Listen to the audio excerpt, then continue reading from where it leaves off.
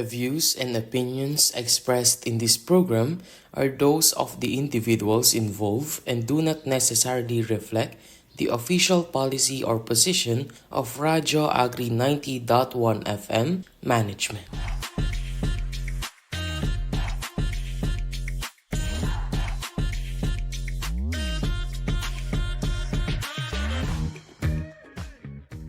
Good afternoon mga ka-Radyo Agri! Happy Friday!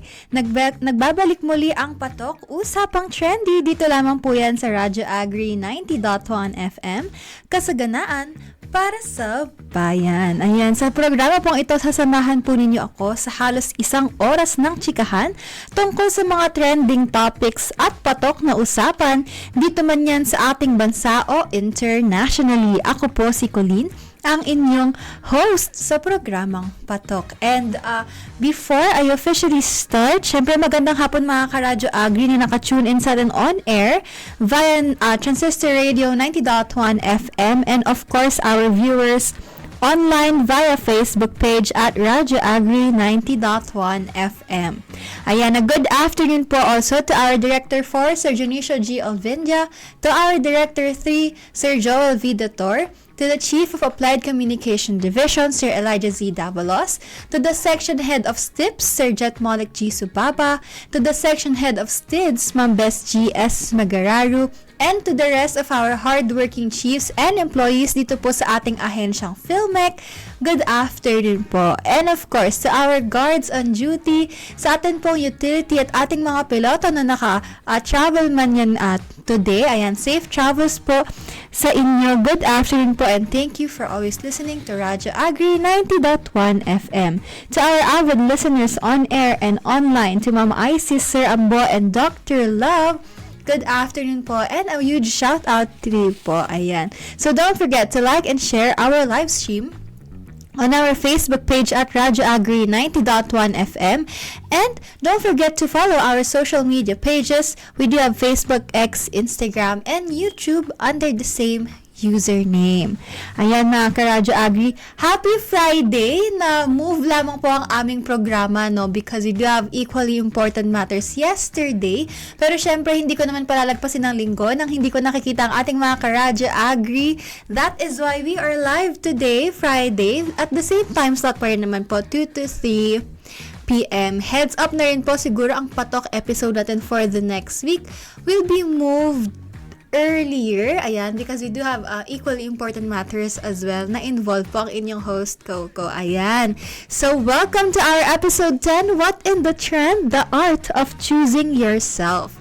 But before we dive into our main topic for today, let us have a recap on what we talked about last episode. Ayan. Alam niyo mga ka-Radyo Agri, I really liked yung episode last week dahil pati ako, 'di ba, ay natuto dahil it is also a reminder to myself yung pinag-usapan natin last week. So, we talked about how mindful spending shapes a better you. Pinag-usapan natin yung hashtag #NoBuy movement. Ayan, binigyan po natin ng diin mga ka-Radyo Agri ang reminder, especially this holiday season o tinatawag nating season of spending. Ayan, and giving, na maging mindful spenders po tayo. Although we are buying gifts, diba, for our loved ones, let us always still be mindful of our spending. Pinag-usapan natin, gaya ng nabanggit ko, ang hashtag #NoBuy movement, where we will set our goals in a specific timeline, diba, in a specific period of time, diba, na hindi natin bibilin ang ating wants. We will try to refrain by buying things na nasa wants list lang naman natin, and sure enough naman na hindi natin pa kailangan. That is why we're gonna join the hashtag #NoBuy movement to fix also, diba, ang ating to help our financial goals, and to give ourselves a break naman from spending too much money, diba, on things that we don't necessarily need. So, itong hashtag #NoBuy movement, this unnecessarily mean na wala tayong bibilhin mga ka-Radyo Agri entirely. This only means that we are not buying things that we don't need.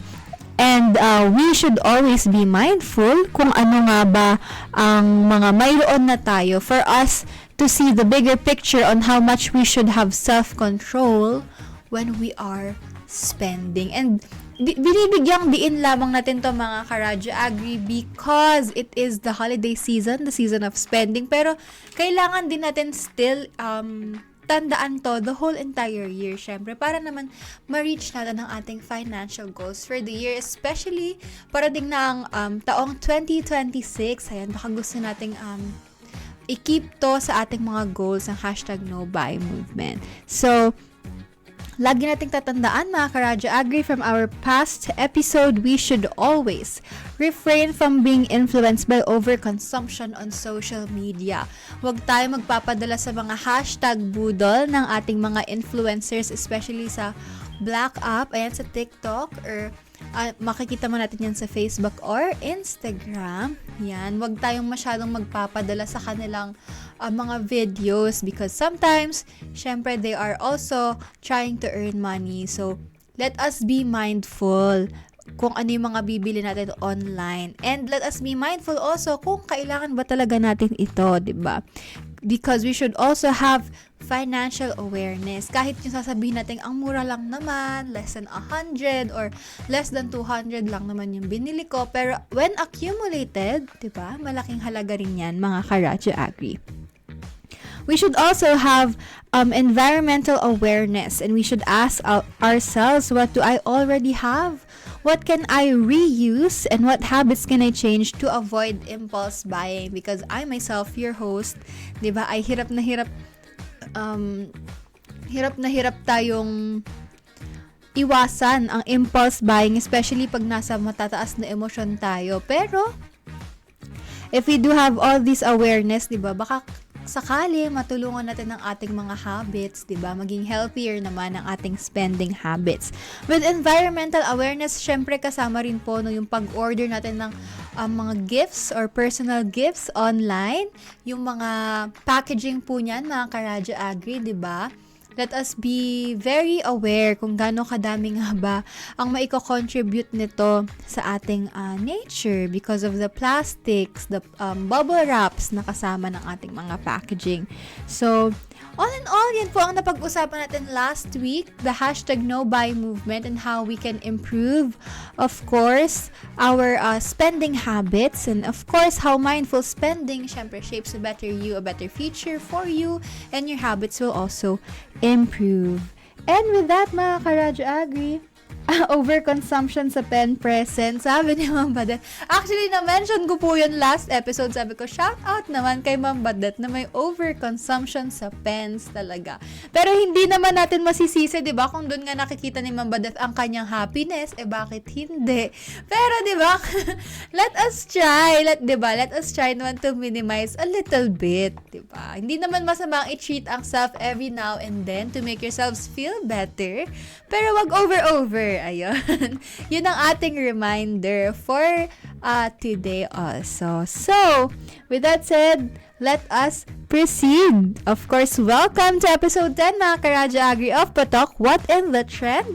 The art of choosing yourself first, diba? So, in this episode, we will talk about the trend that I think most of us, mga Karadyo Agri, ay na-encounter na sa mga social media. Diba, meron tayong mga nakikita na post na titled, The Art of, tapos may katuloy na phrase. Ayan, diba?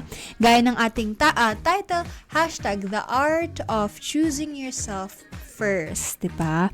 Ang daming content ngayon na nagsisimula sa The Art of slowing down, the art of choosing yourself, the art of letting go, or the art of being present. Ang dami, mga Karadyo Agri. Pero, bakit nga ba ito patok? Ayan. So, because, diba, when we say art, it has its own unique beauty and the story behind every artwork. There's a story behind every artwork.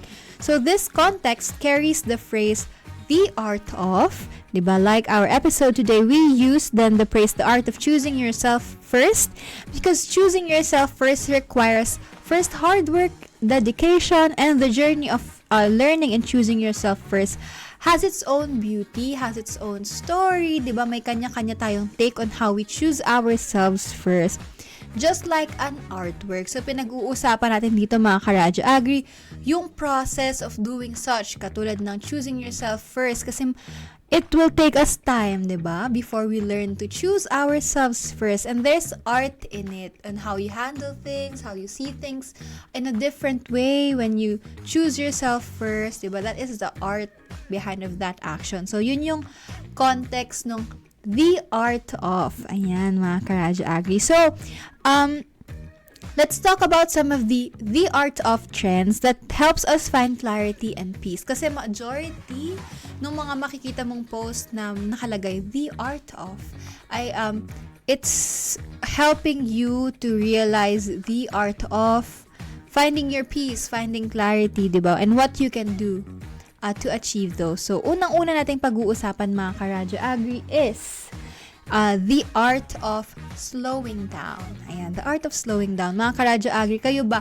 kailan kayo huling nag-slow down? Yung wala mo ng notifications, walang hinahabol, walang deadline, wala tayong schedule for today. Diba, dito pumapasok yung ating tinatawag na slow mornings, diba? Yung hindi ka masyadong magmamadali. When you wake up, you do whatever you want to do nang hindi ka nagmamadali. You take your time in stretching, in making your breakfast, in eating your breakfast nang hindi ka nagmamadali, or drinking your coffee nang hindi ka nagmamadali. Those are the things that we try to do, try to slow down early in the morning, diba? Or wala tayong isa-set na schedule for today para to slow us down, diba? From the fast-paced life of a student, of a working individual, diba? Or if you're a mom or a dad na stay at home, diba? Kahit nasa bahay lang kasi, mayroon tayong mga schedules na sinusunod, mga kailangan nating matapos na gawain sa bahay, diba? So, when was the last time you slowed down and took time, diba? And gave yourself a break, diba? Sabi nga ni Ma'am Badet, sa hustle culture that we have, minsan pangarap na nga lang ang slowdown kasi at some point, you will feel guilty to slow down o kaya naman, may regrets to do so. Actually, this is very true. That is why a lot of people are struggling to slow down. Kasi kahit na gusto nila bigyan ng sarili nila kahit ng isang araw lang ng nagpapahinga, ng walang hinahabol na schedule or walang kailangan tapusin for the day, 'di ba? Life goes on, marami pa ring work, and meron talagang konsensya or guilt na nararamdaman ng isang tao when they give themselves a break na parang, ay bakit nakaupo lang ako? Bakit parang wala akong ginagawa ngayon?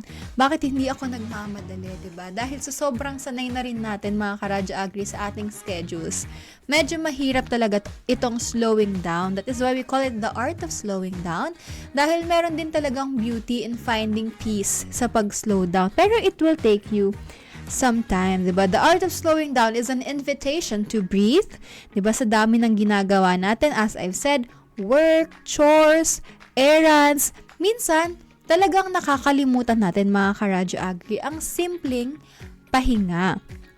So, we always have to remember, rest is productive.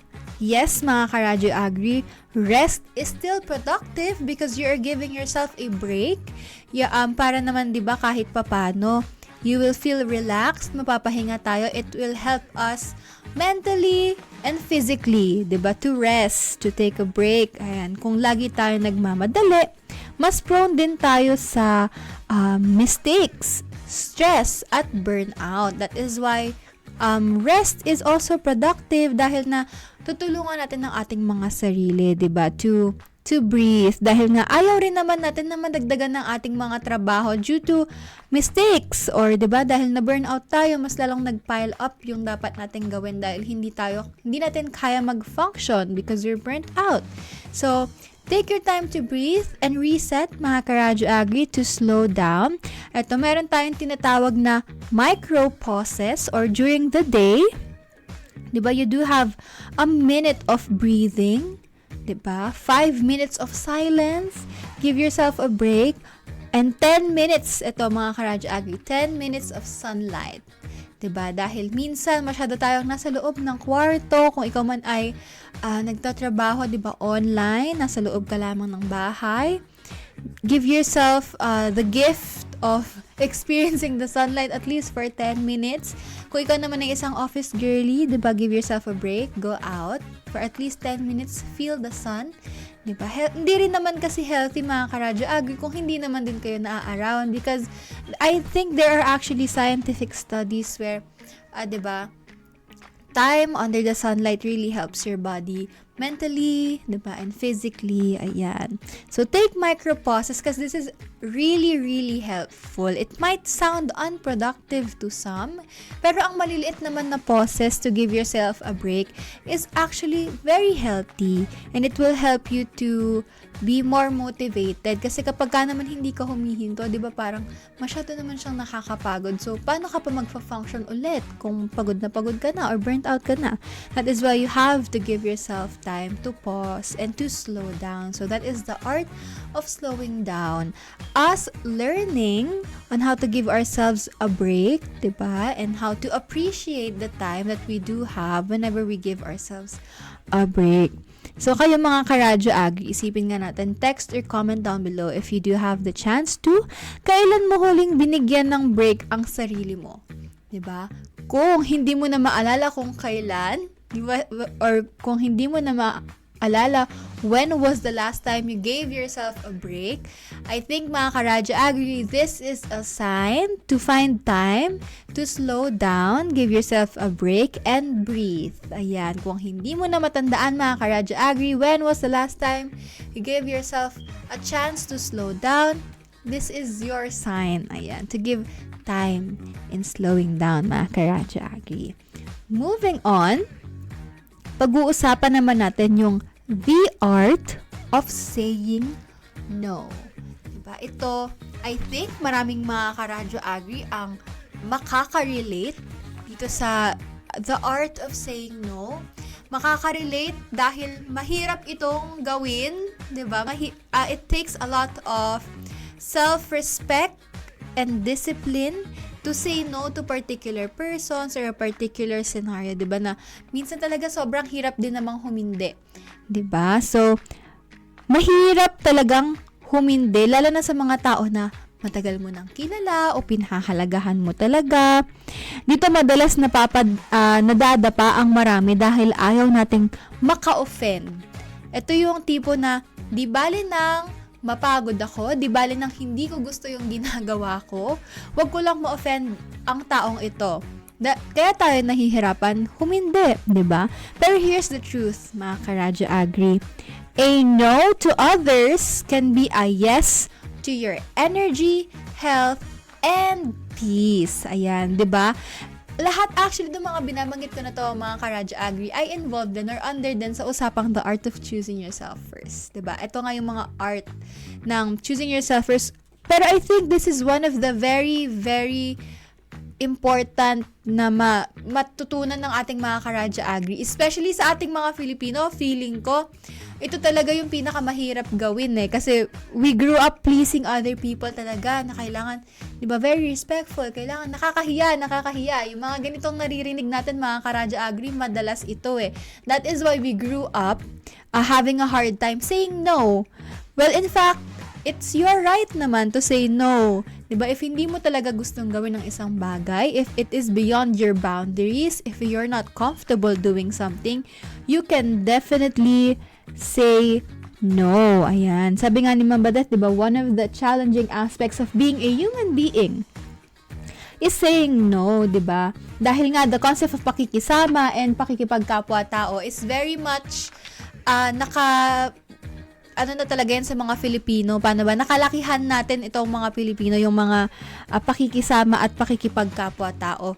That, to an extent, talagang wag ka na humindi, nakakahiya naman kung hihindian mo. Diba? Yung mga ganong linya, mga karadyo agri. But actually, that is very toxic in a way na may mga bagay kasi na nagagawa ka na dahil na hindi mo gusto dahil lang nahihiya kang humindi.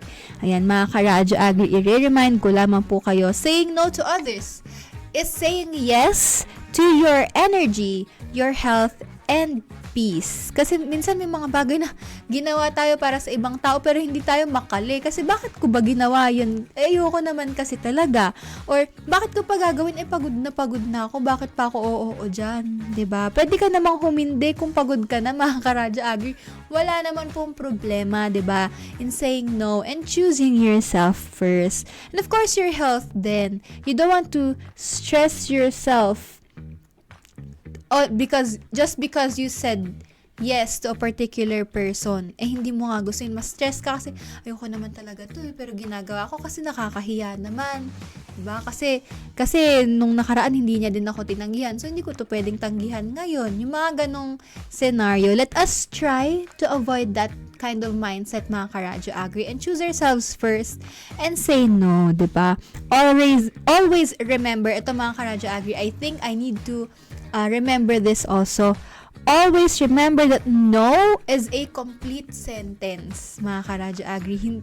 Pag ikaw ay humindi, hindi mo naman na talaga kailangan i-explain ang sarili mo.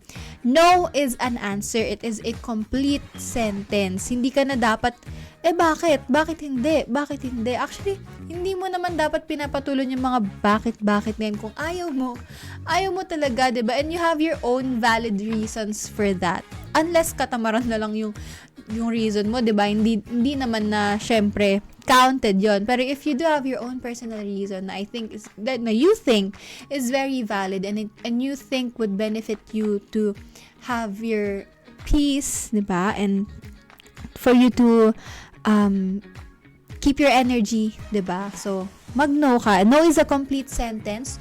You do not owe anyone an explanation just because you said no, mga Karadyo Agri.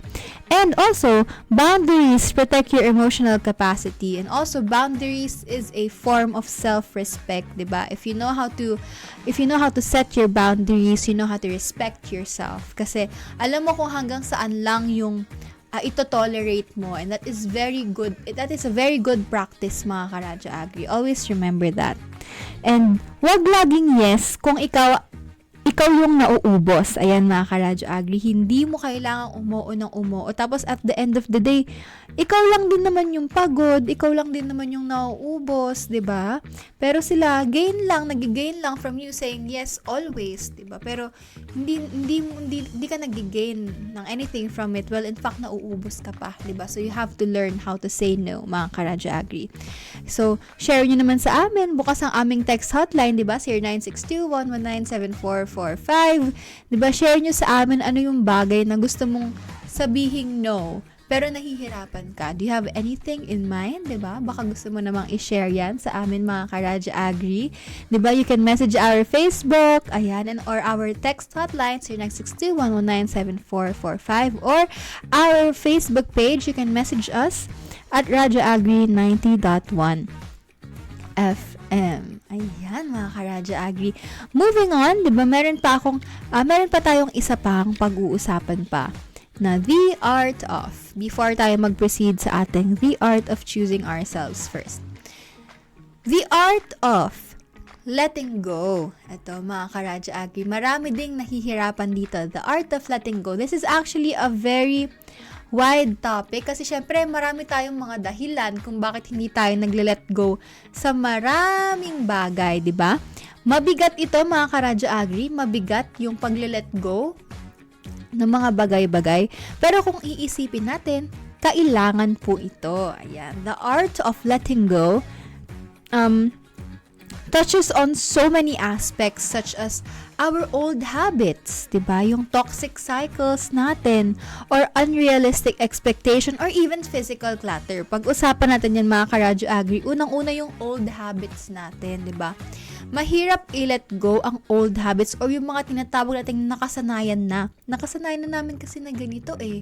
Kahit hindi ko gusto dahil nakasanayan na, sige, nagagawin ko pa rin, dito pa rin to. Pero, well, in fact, it is not your responsibility naman. If you want to let go of old habits, it's on you. If it's going to make you feel better, if it's going to help you be better as a person, 'di ba? Try to let go of old habits. It is a long process, mga Karadyo Agri. Hindi ka makakapag-let go overnight. Pero if you do work on it, 'di ba? You can reach your goal of letting go. in such time, 'di ba? It takes time, mga Karadyo Agri. Toxic cycles, ito, 'di ba?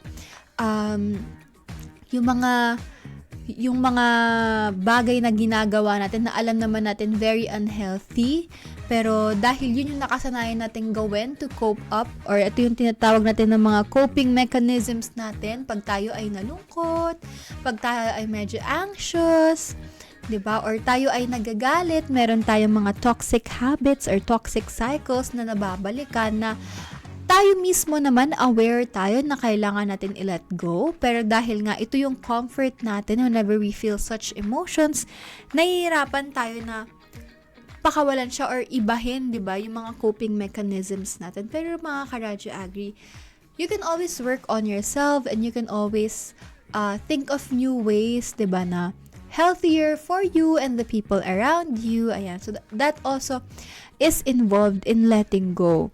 You have to let go of also unrealistic expectations, whether it be set by other people or sinet mo sa iyong sarili na expectations mo sa iyong sarili.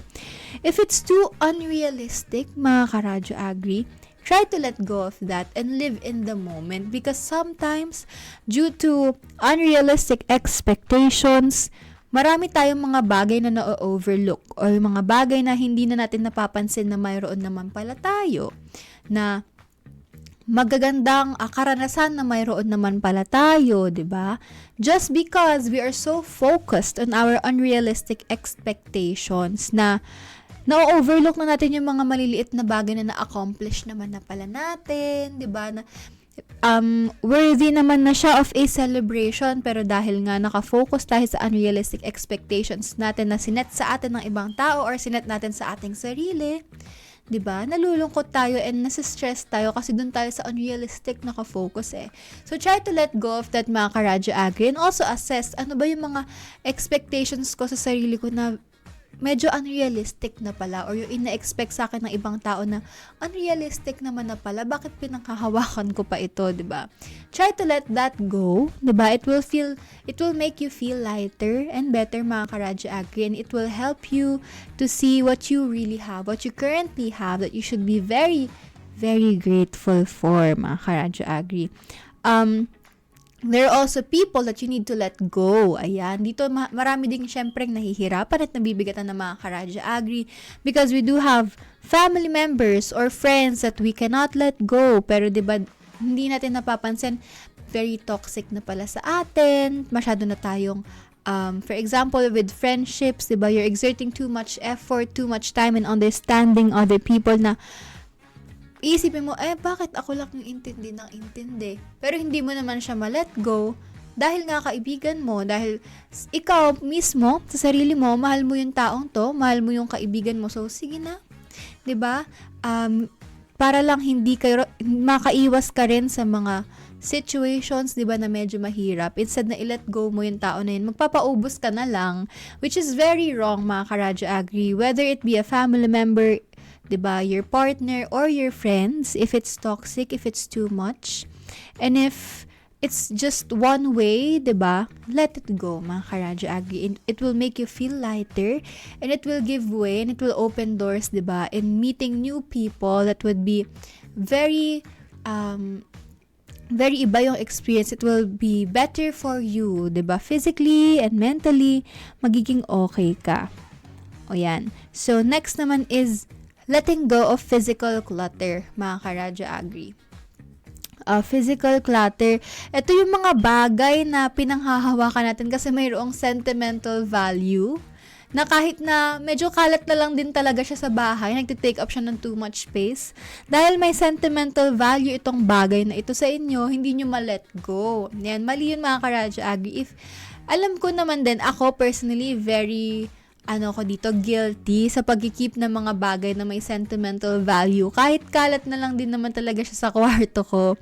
Pero, sometimes, mga Karadyo Agri, there are things that we should let go to give ourselves clarity, 'di ba? Kasi pagka din less clutter sa iyong paligid, 'di ba? Mas clear din yung mind nyo. You have a clear space, 'di ba, to clear your mind and rest, 'di ba? So yung mga bagay na may sentimental value, na hindi ka naman na magbe-benefit from, nakakalat na lang naman o hindi naman na nagagamit, 'di ba? Sometimes it's time to let that go. Also, may mga bagay rin na hindi mo naman na nagagamit pero pwede pa palang magamit ng ibang tao. Why not give it to those who need it? 'Di ba? At least, yung pinahalagahan mong bagay na yon magagamit pa ng ibang tao and makikinabang pa sila. Hindi siya matatapon or hindi siya masasayang. So, you get to keep it. Pero, syempre, ibang tao ang gagamit. Pero, makikita mo na it's safe, 'di ba? It's used kaysa nakaklutter lang or nakakalat lang sa paligid nyo, mga Karadyo Agri. So, with the art of letting go, lagi nating tatandaan na hindi lahat ay dapat pinipilit. Hindi dahil gusto mo, ipipilit mo, 'di ba?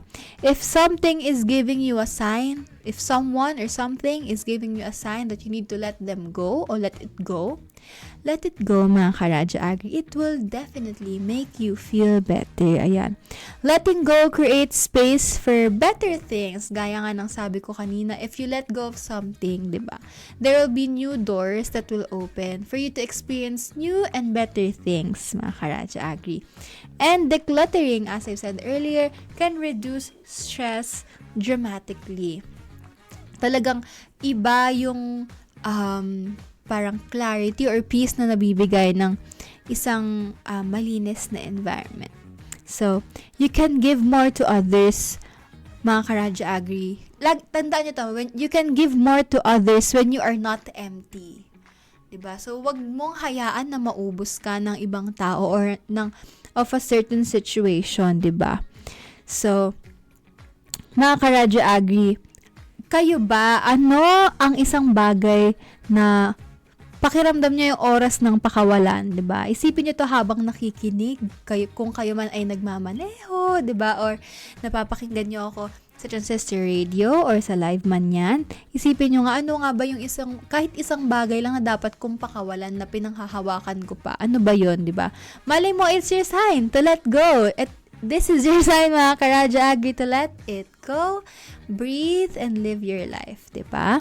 So, before we proceed to our main topic, yung talagang title natin for today, syempre, I would like to remind our viewers on air and online na please like and follow our social media pages. We do have Facebook, X, Instagram, and YouTube at Radyo Agri 90.1 FM. We do have text and call hotline as well, 0962-119-7445. Uulitin ko lamang po, 0962-119-7445. Sa YouTube channel po namin ay available ang ating episode replays where you can rewatch our past episodes from our live stream shows anytime, anywhere. So don't forget to like and subscribe to our channel and hit the notification bell to get you notified whenever we have new uploads. Pero I think, rest assured, mga Karadyo Agri, that episodes played today will be uploaded the next day. I think ganun ang uploading natin, mga Karadyo Agri. So kung may mga dating topics pa po or live streams ng patok na gusto nyo panoorin at hindi nyo naabutan live, pwede nyo pa po yung mapanood sa ating YouTube channel. Just search at Radyo Agri 90.1 FM and we do have playlists of our shows for you. Ayan. Kung napapansin nyo, mga Karadyo Agri, ang mga napag-usapan natin is all about giving ourselves peace and taking a break. So this is all under the topic of choosing yourself first. So ngayon naman, let us talk about the art of choosing yourself first. So this is about self-worth, mga Karadyo Agri. This is about prioritizing what nourishes you. Hindi selfish ang pagpili sa sarili. Ayan, lagi natin itong tatandaan. Hindi selfish ang pagpili sa sarili. Ito ay pundasyon ng mas magandang relasyon, trabaho, at pang-araw-araw na buhay. Ayan, mga Karadyo Agri. Always remember to choose what aligns with your values. Kasi pag mga Karadyo Agri, when we talk about choosing ourselves first, di ba may mga bagay na nahihirapan tayo kasi feeling natin makasarili masyado yung piliin ng sarili natin muna.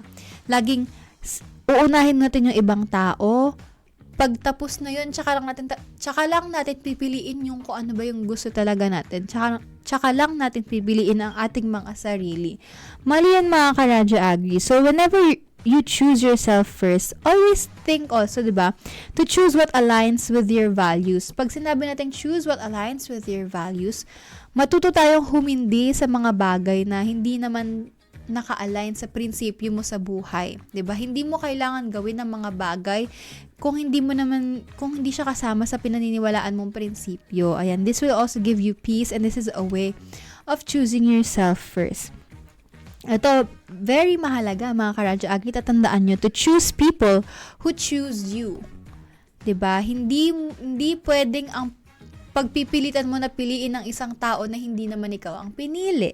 Diba? And it is also very much fulfilling, and it will give you happiness and peace if you choose the people who will choose you back also.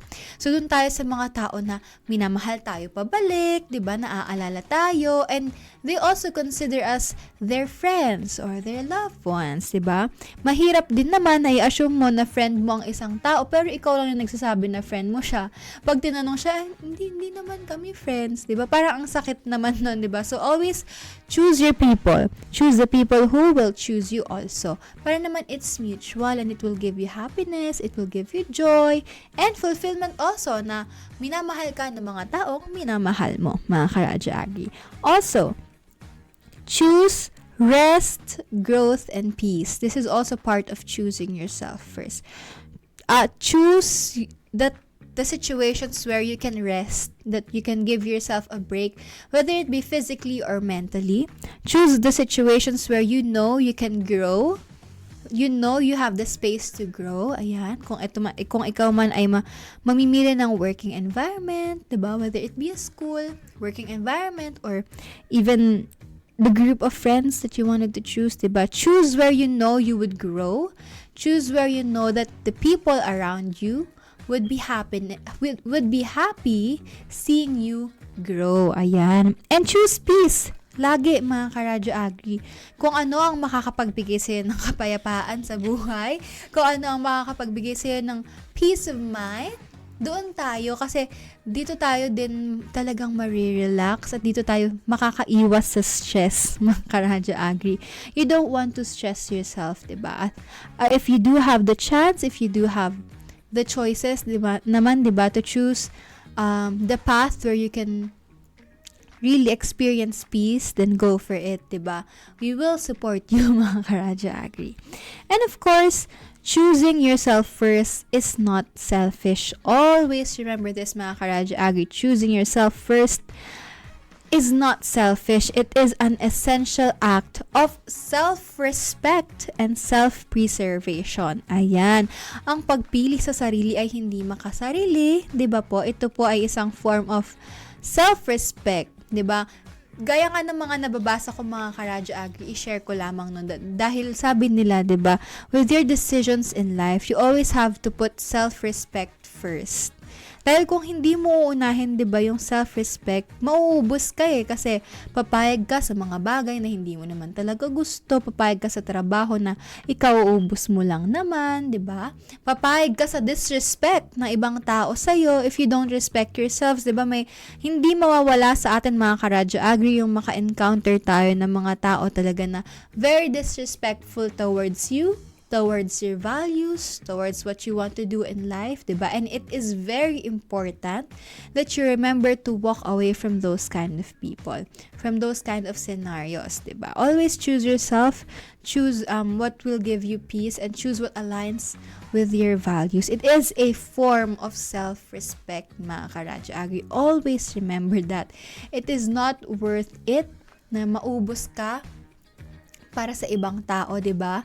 It is not worth this disrespect, 'di ba? Yung mga ginagawa nila, kung pakiramdam mo naman ay hindi na mutual yung respect nyo from each other, I think it's time to walk away. Yan yung mga Karadyo Agri. It is also part of letting go. Ayan, 'di ba? Magkaka-connect talaga, mga Karadyo Agri, ang ating mga pinag-uusapan ngayon. Also, remember that putting yourself first allows you to show up better for your family, for your work, and your community. Totoo naman to mga Karadyo Agri. If you put yourselves first, you'll be in a nicer situation, di ba? Magiging okay yung pakiramdam mo, magiging isa kang ray of sunshine sa mga kapwa mo, di ba? And if you know how to put yourself first and you will be in a good mood, in a good state, mental state, and physical state, diba? This will also help you to show up better for your family, for your loved ones, for your work, and your community, which you will see naman na parang, diba, ang nako-contribute mo sa iyong community, sa mga taong nakapaligid sa iyo ay positivity. Diba, ang ganda niyang parang ma-feel na nakakapag-contribute ka sa positivity ng iyong environment, ng iyong community. Ayan. So, mga Karadyo Agri, always remember to honor your limits and needs without guilt. Ito nga yung sinasabi ko kanina na wag tayong makukonsensya kung pipiliin naman natin ang sarili natin this time.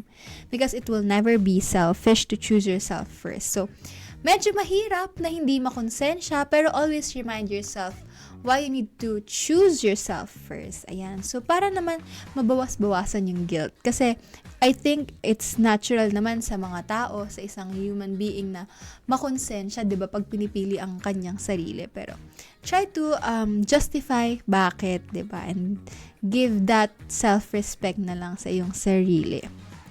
You can only give more if you are not emotionally or physically empty. Ito din yung sinasabi ko. Parang, gaya nga ng sabi nila, paano ka magmamahal ng iyong kapwa kung ikaw mismo hindi ka marunong magmahal ng iyong sarili. Ganito lang din yun, di ba? So, how can you emotionally be present or physically present sa iyong mga loved ones, sa iyong mga kapwa sa paligid mo, kung ikaw mismo sa sarili mo, ubos na ubos ka na emotionally, mentally, physically, diba? So, ano pang maibibigay mo sa ibang tao? Sa sarili mo nga, hindi mo na ito maibigay. Diba? So, it's always important to put yourself first. We're always full of love from ourselves, full of self-respect.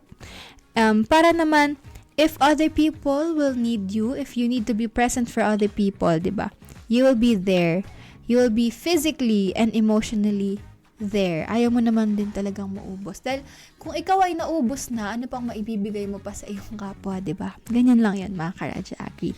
And, lagi po nating tatandaan, diba? Your peace, growth, and happiness matter unapologetically. Diba? Your peace, growth, and happiness matter unapologetically. So, you have to be unapologetic na pinipili mo yung sarili mo because this is normal and this is what we should do. Pero not to the extent naman na talaga, iba naman kasi mga Karadyo Agri yung pinipili mo ang sarili mo sa pagiging selfish, diba? Selfish comes with greed naman na yun eh. Ibang usapan naman na yan. Pero diba, if it's about setting boundaries, giving yourself love and respect, it's always okay to choose yourself first. Huwag kayong makukonsensya and be unapologetic about it. It's okay, mga Karadyo Agri.